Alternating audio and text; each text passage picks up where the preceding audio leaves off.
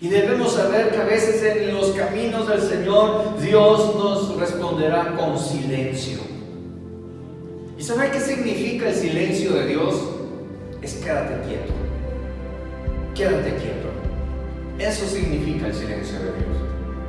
Si estás pidiéndole una dirección al Señor para hacer algo y lo único que recibes es silencio, pues lo que Dios está diciendo es quédate quieto. Si estás diciéndole, Señor, confírmame si tengo que casarme con Mariano, y Dios te dice, Marianita, quieta.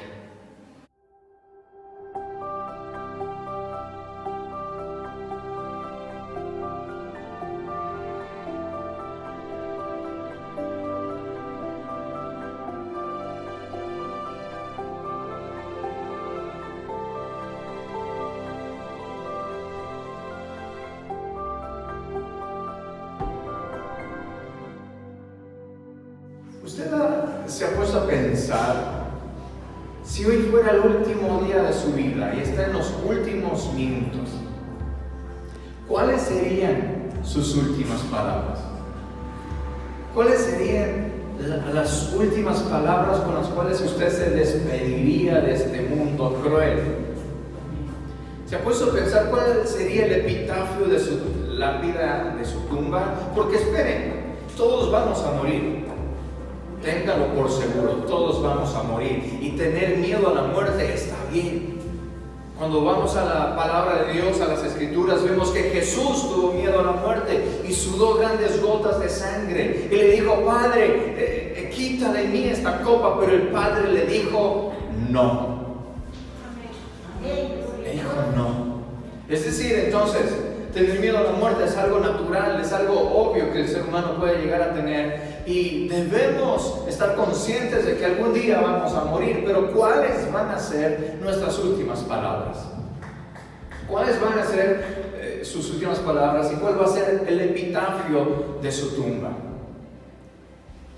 Y Jesús, no sé si las planificó o le salieron por el Espíritu, pero menciona la palabra de Dios 7 expresiones de Jesús que fueron en las últimas horas de su muerte.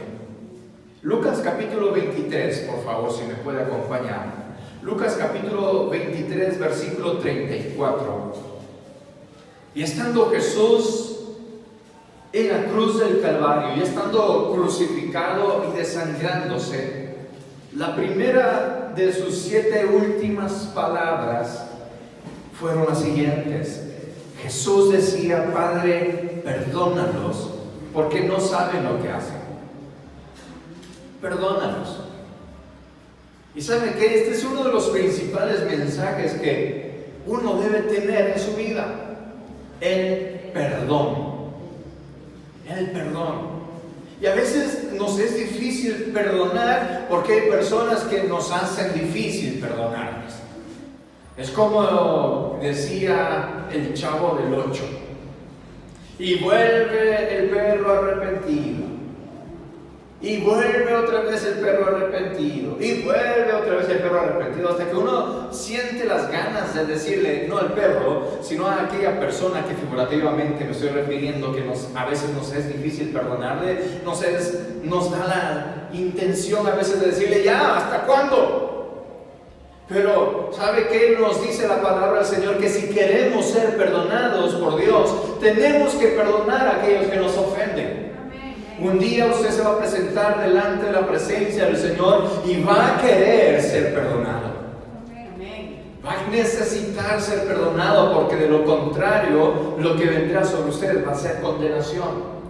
Entonces lo que nos enseña Jesús, miren, no está sermoneando, no está predicando Jesús en la cruz del Calvario, simplemente se le salen sus últimas palabras y nos enseña lo siguiente sobre el perdón. Lo primero que debes aprender para vivir tu vida es que tienes que perdonar. Pero nos es difícil, es verdad, pero sin embargo debemos perdonar.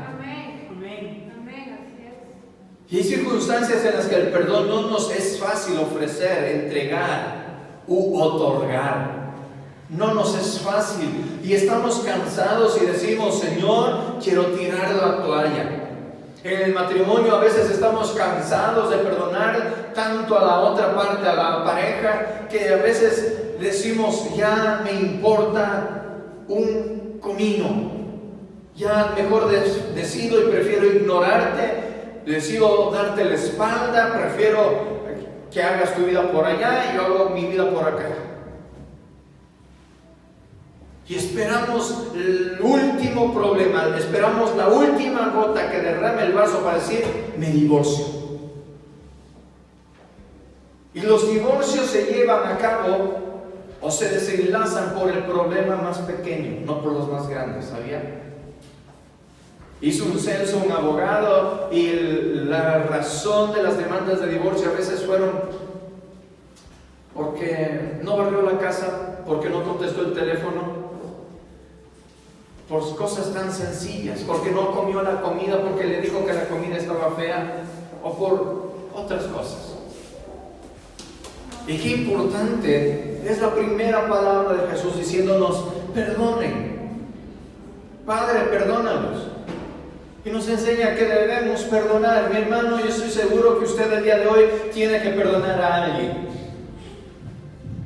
Si usted quiere avanzar en su vida, tiene que perdonar. Si usted quiere ser libre, tiene que perdonar. Si usted quiere ser un verdadero y genuino cristiano, que tiene una genuina relación con Dios, escuche, tiene que perdonar. Tiene que perdonar a aquellas personas que le son como ajenjo en sus dientes. ¿Se ha puesto alguna vez vinagre en la punta de la lengua? Es feo. Y a veces hay personas que nos resulta ser así su convivencia. Pero escúchenlo, tenemos que perdonar. ¿Cómo puedo perdonar a aquellos que han traumado mi vida? ¿Cómo puedo perdonar a aquellos que han desgraciado mi vida? Usted podrá decir. Y a veces de nosotros, de nuestra propia carne no nace el perdón. Es imposible. Estamos limitados. Pero Jesucristo dijo, venid a mí, todos los que estén trabajados, cargados y resentidos, que yo les haré descansar. Que yo les haré descansar. Venid a mí, dijo el Señor, que yo les daré descanso y reposo para vuestras almas. Entonces, ¿qué es lo que debemos hacer? Es ir a la presencia del Señor y presentarle, decirle, mira, Señor, todo esto me hizo esta persona, te lo pongo aquí en tu presencia, Señor, y ayúdame a perdonarlo. Y usted ore, usted entréguele ese dolor, entréguele esa carga, entréguele esa atadura de su alma a Dios. Dígale, Señor, ayúdame a perdonarlo. No quiero saber excusas, razonamientos, no quiero justificarlo, quiero perdonarlo. Y es totalmente distinto a excusas, justificaciones o cualquier otra cosa al perdón. Perdón es simplemente decidí perdonarte, así tú no me pidas perdón, así tú no hayas hecho nada para cambiar. Yo decido perdonarte porque yo quiero ser libre. La segunda palabra de Jesús está más adelante en el versículo 43. Y es de cierto te digo que hoy estarás conmigo en el paraíso. Está Jesús crucificado en medio de dos ladrones. Algunos dicen el ladrón bueno y el ladrón malo. Ambos eran malos ladrones, por algo los atraparon. Pero era un ladrón que se arrepintió. Y ese ladrón se arrepintió y le reprende a su compañero ladrón, entre comillas, que está al otro extremo en la cruz, y le dice, no tienes respeto porque nosotros, a verdad, merecíamos estar aquí, pero él no. Y este ladrón se arrepiente ahí en la cruz y le dice, acuérdate de mí cuando vengas en tu reino. Espérese un ratito, vaya conmigo, mire ahí en su Biblia, por favor. Versículo 42. Lucas capítulo 23, versículo 42. Míralo, por favor. Verso 42. Y le dice el ladrón, acuérdate de mí cuando vengas en tu reino.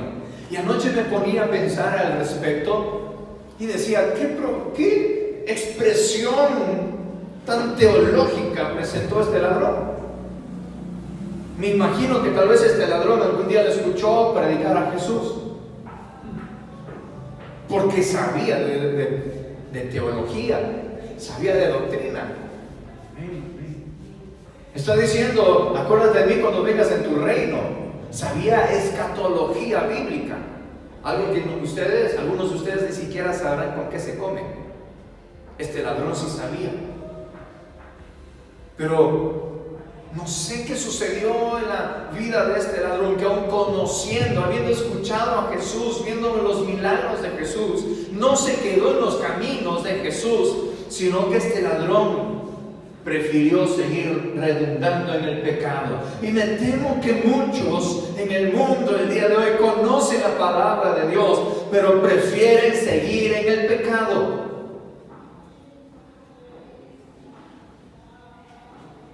Un hombre le dijo a Jesús: Maestro, quiero seguirte. ¿Haciendo qué? Le daré la vida eterna. Y Jesús le dijo: ¿sabes la ley? Sí. ¿Cuál es? No robarás, no matarás, no darás falso testimonio, honrarás a tu padre y a tu madre. Un resumen pequeño. Y Jesús le dijo: bien, sigue haciendo eso y heredarás la vida eterna. Pero a veces sabemos lo que es bueno hacer, pero no lo hacemos. Y del dicho al hecho hay mucho en medio. Si sabes que estás viviendo en pecado, pues corrígelo, por favor. Ya no sigas en eso. La semana pasada les decía: yo no voy a orar por un político corrupto que venga a mí y me diga: ore por mí para que no me coja la justicia. No voy a orar para que te arrepientas. Pero si usted me dice: pastor, ore por mí, por mis finanzas, pero si tú sigues viviendo en unión libre y no te casas, pues no voy a orar para que Dios te bendiga, voy a orar para que se ponga en orden tu vida. Si usted viene y dice: pastor, ore por mi salud, pero si usted sigue fumando, pues no voy a orar por su salud, voy a orar para que se enferme más y deje de fumar. Tenga miedo cuando me pido oración a veces. Es importante no solamente conocer, sino hacer, porque tarde o temprano te vas a encontrar en la cruz como el ladrón. El ladrón sabía de doctrina. Acuérdate de mí cuando vengas en tu reino. Mira lo que está en las pantallas. Eso dijo el ladrón. Y no es que Jesús esté predicando: a ver, verán, yo vine. No, Jesús está ahí sufriendo en la cruz. Y este ladrón le pide perdón y le dice: acuérdate de mí cuando vengas en tu reino. Conocía la palabra, pero por no hacer caso a la palabra terminó en la cruz. Ojo, mucho cuidado. Pero ¿cuál es la respuesta de Jesús? Y Jesús le dice: de cierto, hoy estarás conmigo en el paraíso. Y esta segunda expresión de Jesús hace referencia a la reconciliación. Reconciliación. Y a la reconciliación nos ha llamado el Señor. Lo primero es el perdón. Tienes que primeramente perdonar para poderte reconciliar con tu hermano, con tu familia, con tu esposo, con tu esposa, con tu prójimo. Necesitas primeramente perdonarlo para que luego haya la reconciliación. Y a veces decimos: yo te perdono, pero tú te quedas allá y yo me quedo acá, de lejitos nomás. Y eso no es reconciliación. Tal vez hubo un ápice de perdón, pero el perdón tiene que terminar en reconciliación. Y cuando hay reconciliación es cuando yo le veo a aquella persona que me hizo daño, aquella persona que me ofendió, aquella persona que me lastimó. Yo cuando la vuelvo a ver, tengo amor y compasión. Eso se llama reconciliación. Cuando yo veo a aquella persona que me hizo daño, entonces yo siento en mi corazón a ser movido a abrazarlo, a sonreírle, a restaurar la relación. Y estas últimas palabras de Jesús, hay muchos predicadores que lo hacen muy bien y lo llevan al punto bíblico, doctrinal. Pero cuando yo leo las últimas palabras de Jesús, las leo como si fuera un padre agonizando y dándole los últimos consejos de vida a sus hijos. Y está aquí Jesús agonizando y diciendo: reconcíliense. Nos enseña a reconciliarnos. Es verdad, tienes que alejarte de un hombre maltratador, pero también tienes que buscar la reconciliación cuando él haya cambiado. Es verdad, hay personas que tal vez te robaron, te estafaron, te hicieron daño, te injuriaron, te maltrataron. Es verdad, necesitas hacer valer tu persona y mantener distancia, pero también tienes que buscar líneas de reconciliación. Es verdad, tal vez en alguna iglesia te hicieron sentir mal, te sentiste ofendido, rechazado o menospreciado, y tal vez te alejaste, y eso es totalmente normal, porque usted y yo somos seres humanos. Pero de ahí en adelante lo que tenemos que hacer es perdonar y buscar la reconciliación, porque algún día, si el Señor nos levanta, vamos a ir al mismo cielo. Vamos a sentarnos a la misma mesa a comer en las bodas celestiales.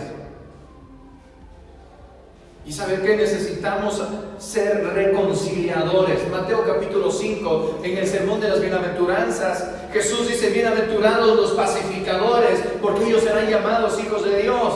Bienaventurados los reconciliadores, porque a ellos les es dada la tierra por heredad. Qué lindo es encontrarse con personas reconciliadoras. ¿Se ha encontrado con personas así? Qué lindo es encontrarse con personas reconciliadoras. Pero hay personas rencillosas. Y qué feo es tener a su alrededor personas rencillosas. Mira lo que te dijeron. Mira lo que le dijeron a tu mamá. Hay personas rencillosas. Y los rencillosos buscan que haya pelea.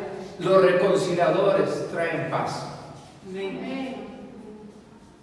Mira cómo tu esposo le está sonriendo a la señora de la tienda. No confunda cordialidad, educación, con ser coqueto. Pero hay personas: mira lo que te dijo, mira lo que está haciendo. Y el Señor nos llama a ser reconciliadores. Si alguien viene a ti y te pide perdón, tú no vas a decir: ay, tú dirás, pero el Señor sabrá tu corazón. No, tenemos que ser reconciliadores. Si es que alguien te pide perdón, pues di: gracias, recibo tus disculpas y me hacen bien, y te perdono a ti también. Porque haciendo eso somos libres. Son las últimas palabras de Jesús aquí en la tierra, y lo primero que nos dice: perdona. Y lo segundo que nos dice es: reconcíliate. Hay que tener esa reconciliación los unos con los otros. San Juan capítulo 19, versículos 26 al 27. Juan capítulo 19, versículos 26 al 27. Tenemos la tercera palabra, la tercera expresión de Jesús en sus últimos momentos de su muerte. Y cuando Jesús vio a su madre, a María, y al discípulo a quien amaba, Juan, que estaba presente, dijo a su madre: mujer, he ahí tu hijo. Después dijo al discípulo: he ahí tu madre. Y desde aquella hora el discípulo la recibió en su casa. Jesús era el primogénito de María. Y en la tradición judía, el primogénito mantenía a sus padres cuando ya eran ancianos. Pero al morir el primogénito, los padres quedaban desamparados. Eso era la tradición judía. Pero Jesús le dice: Juan, por favor, recíbela en tu casa como si fuera tu propia madre. ¿Y qué hace referencia a esta expresión de Jesús? Hace referencia a una expresión de bendición. ¿Y sabe qué? Qué bonito es ser bendecidos. Qué bonito es cuando el Señor nos abre puertas y nos bendice. Qué bonito es que en todo lo que emprendamos nos vaya bien. Qué bonito es ver la mano del Señor bendiciéndonos y rodeándonos de toda clase de deleite. Le está diciendo aquí: hombre, bendice a esta mujer. porque ella necesita ser bendecida. Están diciendo al público en general: miren, hay que bendecir, porque es mejor dar que recibir. Es mejor dar que recibir, pero a veces lo tomamos tan literal de que somos ovejas del Señor y solamente decimos: bendíceme, dame a mí, solo para mí, como la lotería, para ti solito. Pero el Señor nos dice: tienes que ser de bendición. Mi abuelita, que por parte de mi papá que falleció, está en la presencia del Señor, decía: el que no sirve para servir, no sirve para vivir. Y a eso nos llama el Señor. Tenemos que ser serviciales, tenemos que ser de bendición los unos para con los otros. Y mi beneficio y mi provecho, pues el Señor te bendecirá conforme a la medida de que tú bendigas. Mire sus manos, por favor, haga sus manos un puño y míralas así. Míralas así. Pues así es usted cuando guarda una bendición para usted solito. ¿Y sabe qué? Usted así no puede recibir nada. Para recibir algo, ¿qué tiene que hacer su mano? Abra su mano y mire su mano así. Pues ahí es donde el Señor deposita sus bendiciones, en una mano abierta. Dice el libro de Proverbios que el que da y reparte sale más favorecido y más bendecido. Y eso la sociedad lo ha traducido a un refrán común, que el que reparte se lleva su mejor parte. Pero ese refrán nació en la palabra de Dios, que el que da y reparte es más bendecido, porque el Señor tiene cuidado de ellos. ¿Y sabe qué? La tercera de las últimas palabras de Jesús es: bendice, bendice. Bendice a tu prójimo, bendice al necesitado, bendice al desamparado, bendice al que está a tu lado, bendícelo. Y debemos empezar a ser agentes de bendición. Pero también debemos saber a quién bendecir. Hay muchas personas que en verdad lo necesitan. Hay muchas personas que en verdad necesitan su apoyo, necesitan ser bendecidos. Y el Señor les va a abrir sus ojos. La cuarta palabra está en el Evangelio según San Marcos, capítulo 15, versículo 34. Marcos, capítulo 15, versículo 34. La cuarta palabra es donde a la hora novena Jesús clamó a gran voz diciendo: Eloí, Eloí, lama sabactani, que traducido es: Dios mío, ¿por qué me has desamparado? Y aquí nos habla de silencio. Nos habla de silencio. Dios mío, ¿por qué me has abandonado? Y debemos saber que a veces en los caminos del Señor Dios nos responderá con silencio. ¿Y sabe qué significa el silencio de Dios? Es quédate quieto. Quédate quieto. Eso significa el silencio de Dios. Si estás pidiéndole una dirección al Señor para hacer algo y lo único que recibes es silencio, pues lo que Dios está diciendo es: quédate quieto. Si estás diciéndole: Señor, confírmame si tengo que casarme con Mariano, y Dios te dice: Marianita, quieta. Si estás orando y diciéndole: Señor, quiero empezar a hacer este negocio, este trabajo, Dios, dirígeme, confírmame, y el Señor se queda: nos está diciendo entonces: quédate. Aprenda eso. Y Jesús está en la cruz diciendo: Señor, ¿por qué me has abandonado? Y Dios, mi Padre, queda en silencio.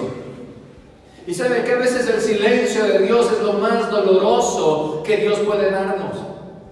El silencio de Dios es más difícil que esperar.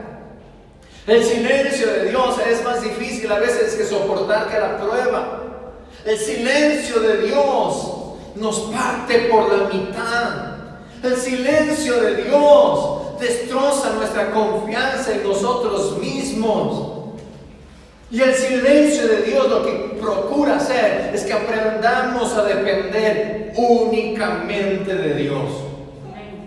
El silencio nos lleva a esperar quietos en la fe en Cristo Jesús, porque Él sabrá qué haremos, cuándo lo haremos y cómo lo haremos. Tal vez has estado orando diciendo: Señor, mira esto, mira aquello, y Dios no te está dando ninguna respuesta, y lo que te está diciendo con eso es: quédate quieto. Jesús está diciendo: Padre, ¿por qué me has abandonado? Y el Padre se queda en silencio y le dice: Jesús, espera ahí, porque lo que voy a hacer a través de tu vida, a través de tu dolor, es más grande que lo que hice a través de tu vida. No queremos el silencio de Dios, pero lo que viene después del silencio de Dios es más grande que lo que hayamos visto antes. Los mejores sermones que he preparado han salido del silencio de Dios, de experimentar el silencio de Dios. ¿Usted se imagina a Abraham transitando 70 años en el desierto nómada y preguntándole cada día al Señor: aquí me quedo, esta es la tierra que me vas a dar por heredad, aquí me voy a establecer, aquí voy a morir? Y Dios durante esos 70 años elude esa única pregunta y responde las otras, pero esa única pregunta Abraham la deja en silencio. Y vamos al libro de Hebreos capítulo 11 y encontramos a Abraham como un héroe de la fe que dice: esperó y esperó, confiado en el Todopoderoso, como si viera al invisible. Como un padre, nuevamente, mire las últimas palabras de Jesús. Primeramente, Jesús nos dice: perdónense, reconcíliense, sean de bendición. Y como un padre a sus hijos nos dice Jesús: tengan calma. Escuchen, nos dice Dios hoy en este día: tengan calma cuando haya silencio a tu alrededor. Ten calma, porque en el silencio Dios sigue haciendo su obra. La quinta palabra nuevamente está en el Evangelio según San Juan, por favor. Juan capítulo 19, verso 28. Juan 19, verso 28. Después de esto, sabiendo Jesús que ya todo estaba consumado, dijo para que la escritura se cumpliese: tengo sed. Y esta quinta palabra de Jesús hace referencia a la necesidad. ¿Cuántos tienen necesidad de algo hoy en día? Tal vez usted tiene necesidad de pagar deudas, tal vez tiene la necesidad de comida en su alacena, tal vez tiene la necesidad de conseguir un mejor empleo, tiene la necesidad de que haya paz en su hogar. Hola. Tiene necesidad de conseguir enamorado, enamorada, esposo, esposa, lo que haya, lo que caiga.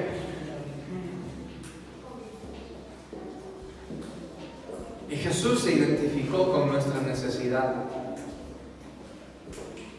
¿Por qué en la Biblia se habla de Jesús con la siguiente expresión: el Hijo del Hombre? ¿Por qué en la Biblia hacen referencia a Jesús con el título el Hijo del Hombre? ¿Y por qué no le dicen el Hijo de Dios? ¿Por qué no está así en la Biblia? Porque con ese título, el Hijo del Hombre, está Jesús identificándose con su creación. Cuando llora, cuando tiene hambre, y este momento cuando dice: tengo sed. Y hoy el Señor espera que le digamos: Señor, yo tengo sed de justicia, tengo sed de alimento, tengo sed de un empleo, tengo sed de paz, tengo sed de amor, tengo sed de esto, porque el Señor nos va a suplir lo que tengamos en necesidad. ¿Hay necesidad en el mundo? Sí, hay necesidad, pero escrito está que Jesucristo se comprometió con nosotros. Dios se comprometió con nosotros diciéndonos: clama a mí que yo te responderé. Escrito está que el Señor nos proveerá con las riquezas que Él tiene arriba en los cielos. Que Él nos suplirá conforme, no a nuestra necesidad, sino conforme a su gloria. Y sabe que la gloria de Dios es inmensa. ¿Está mal expresar nuestra necesidad delante de Dios? No está mal. Jesús expresó su necesidad ante el Padre y dijo: tengo sed, tengo necesidad. ¿Y sabe qué? El Padre escuchó. Así también como el Padre escucha nuestras oraciones. No deje de orar. No dejes de clamar, no dejes de esperar en el Señor, porque el Señor tiene su respuesta. La sexta palabra está ahí mismo en Juan capítulo 19, versículo 30. Y cuando Jesús hubo tomado el vinagre, dijo: consumado es. Consumado es. ¿Por qué le dieron a Jesús vinagre? A veces pensamos, ¿qué malos le dieron a Jesús vinagre? Y no, el vinagre es un paliativo del dolor. Si usted tiene dolor en una muela y usted se toma una cucharada de vinagre, el vinagre va a hacer que su sistema olvide el dolor y su cuerpo no sienta más ese dolor. Y cuando Jesús dice: tengo sed, era la costumbre de los soldados darles el último ápice de misericordia, y le pusieron vinagre en la boca a Jesús para que el dolor tan intenso que tenía se aplaque. Y cuando hubo tomado eso, dijo: consumado es. ¿A qué hace referencia cuando Jesús dice consumado es? El cierre de un ciclo. Y Jesús nos enseña con esto que debemos aprender a cerrar ciclos. Si una relación no funcionó, pues es un ciclo que se tuvo que cerrar.